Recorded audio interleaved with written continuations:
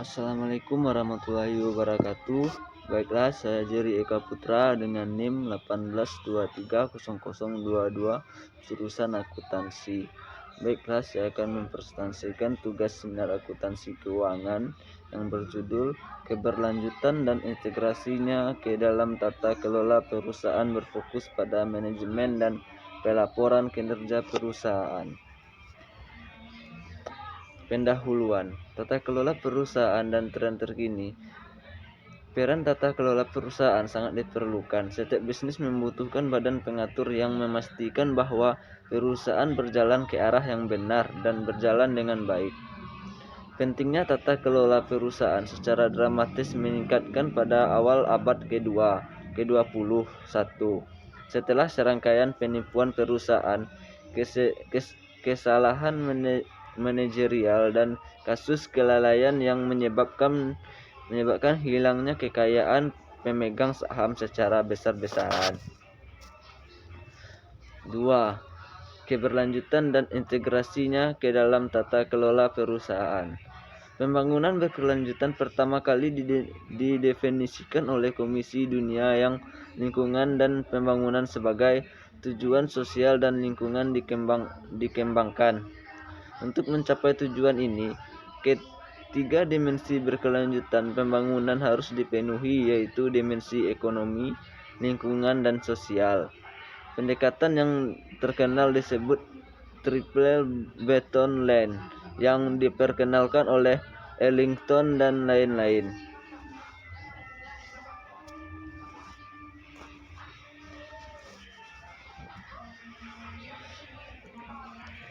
15. Integrasi ketiga dimensi berkelanjutan pembangunan harus menjadi syarat untuk mencapai keberlanjutan perusahaan dalam jangka panjang. Namun, beberapa penulis menentukan dimensi ekonomi berkelanjutan sebagai yang paling diinginkan karena memberikan keuntungan finansial dan menghindari kondisi yang mengarah pada kematian dini bisnis karena alasan keuangan.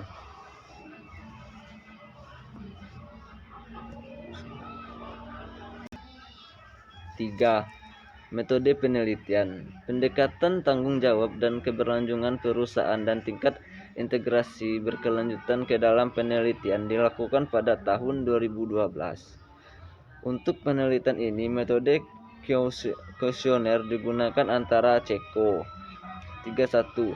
Sampel penelitian 300 perusahaan Ceko dihubungi dan 193 responden berpartisipasi dalam penelitian. Sebagian besar perusahaan berasal dari wilayah Pilsen, wilayah Karlov, Ferry, dan wilayah Bohemian Selatan. Tetapi perusahaan dari semua wilayah regulasi Republik Ceko diwakili karena hasil yang berbeda tergantung pada ukuran perusahaan itu. Diharapkan responden dikategorikan ke dalam usaha kecil, menengah, dan besar kecil, menengah, dan perusahaan besar di berbagai cabang bisnis. 4. Hasil dan diskusi. Hasil dan diskusinya ialah 41. Berkelanjutan dan perusahaan Ceko. 42. Strategi dan manajemen perusahaan. 43. Manajemen kinerja.